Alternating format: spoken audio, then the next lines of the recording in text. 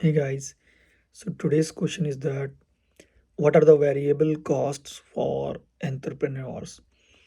And before we jump into the answer for that, let's understand what are the variable cost and what is the fixed cost. Fixed cost is any expense which will normally you will recognize over 2 3 years or more than that. So for example, you bought a machine, you can depreciate over 10 years, that's a fixed cost, right?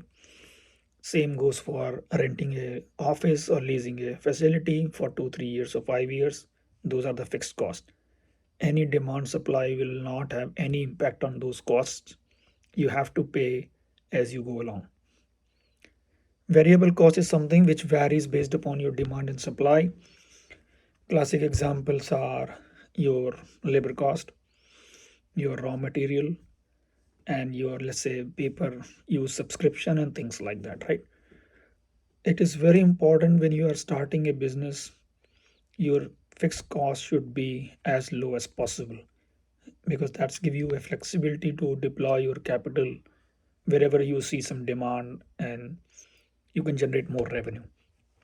So for example, let's say if you are a product based company, you need to store your products, then rather than leasing a warehouse for 5 years, you can use short term facilities month on month basis, for example.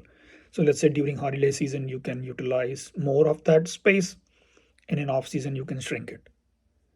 Same goes for, let's say, software companies.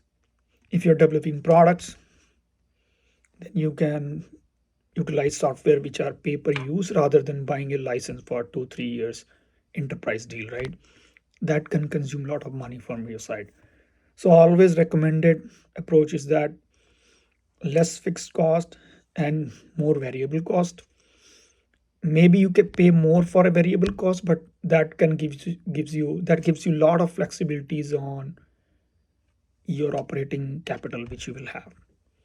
Let me know what you think. Thanks.